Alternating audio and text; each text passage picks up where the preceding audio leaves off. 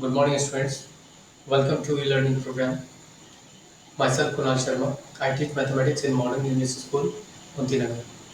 So today we are going to discuss exercise 3. This is our lecture number 7 and we are going to discuss subtraction of a whole number. So let us see how do we subtract two numbers in a whole number. Suppose a and b are two whole numbers. Then subtraction will be possible if some conditions are satisfied. What are those conditions? Here for subtraction, A and B are whole numbers. I assume A and B are whole numbers such that A is greater than B. A is greater than B. So if A is greater than B,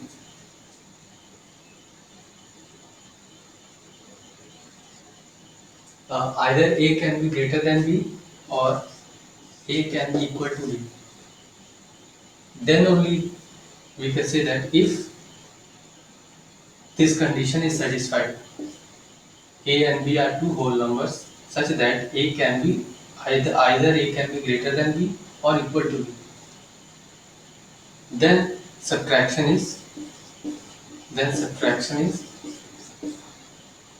subtraction holds. Then subtraction holds for whole number. Then we can subtract two whole number. For example, we can take 5 minus 3 is possible. And what is 5 minus 3? Is 2.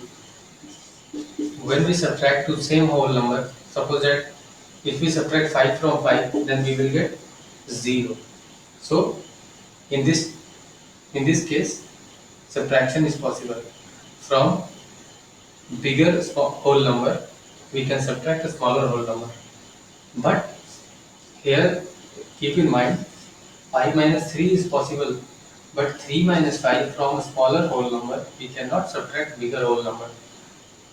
Okay, 3 minus 5 is not defined for whole numbers. Okay, 3 minus 5 is not defined for whole numbers.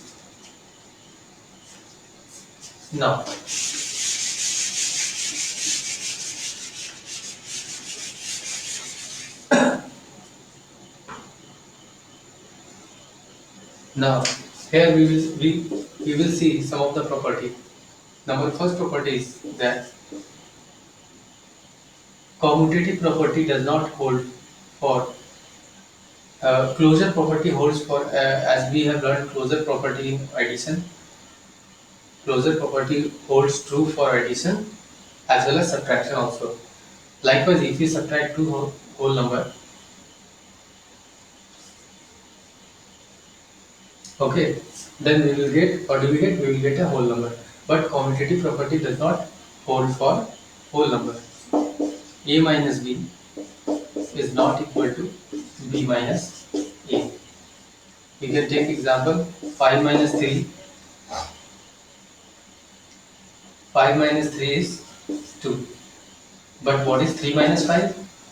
3 minus 5 is not, we have learned 3 minus 5 is not defined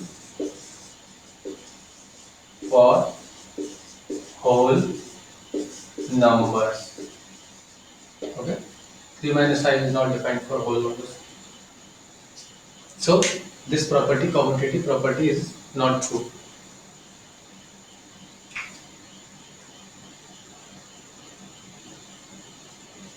Again, we can also say for any whole number a minus 0, for any whole number, the next property is for any whole number a minus 0 is defined.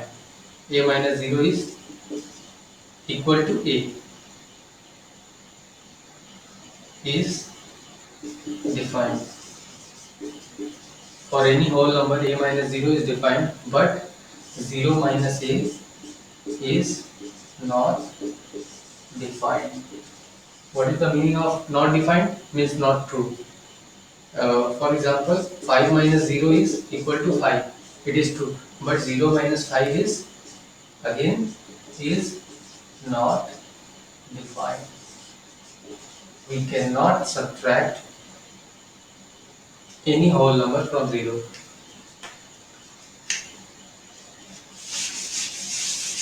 Now, the next property is associative property. So see, for any whole number, associative property also not true.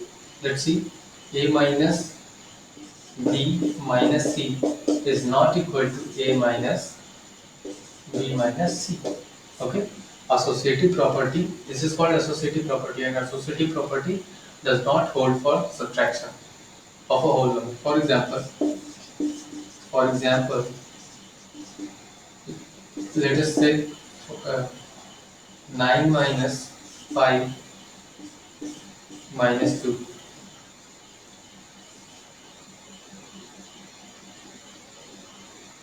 Okay, and 9 minus 5 minus 2. What do you get? 9 minus 5 is 4 here.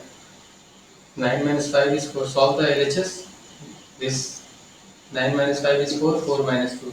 And what is 4 minus 2 is 2. And here what do you get? 9 minus 5 minus 2 is 3. And what is 9 minus 3? 9 minus 3 is 6. So 2, here we are getting 2 and here we are getting 6. So 2 is not equal to 6. So therefore this entire thing is not equal to this thing. So associative property is not true for whole number.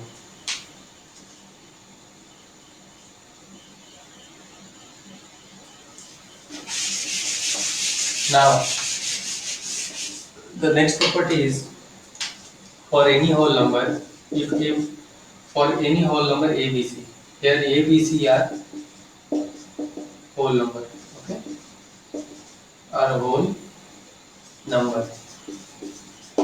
ABC are whole number such that for any whole number ABC such that A minus B is equal to C, then this implies A equals B plus C. We can write. For example, 19 minus 7 equals 12. Then what does it imply? It implies 19 equals 12 plus 7. We can write. Definitely 19 minus 7 is equal to 12. And we can write 19 equals 12 plus 7 also. Okay.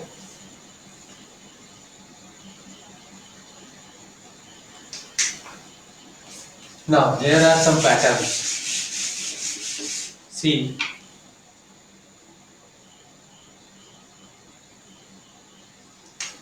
(456) some patterns.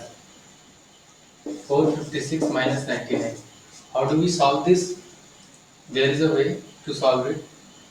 First of all, from 456 divide, from 456 subtract 100 and then add 1.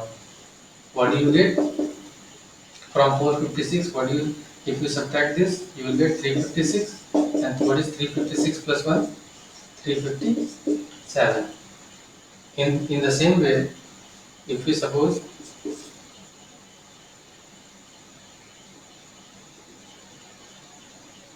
1200 minus 999. Suppose I am taking 1200 minus 999. How do we solve it? Just write like this: 1200. First subtract greater than 1 greater than this. What you will get? What you will get when you add 1 to 999? You will get 1000. First you subtract 1000 and then add 1.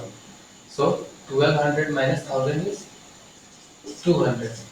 And what is 200 plus 1 is 201. Okay. Here put it in bracket and here also put it in bracket.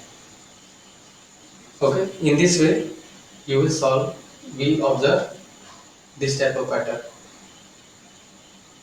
So your today's homework will be exercise 3C 1 to 8. Okay, so you will solve it. Okay students, thank you for watching the video. Thank you.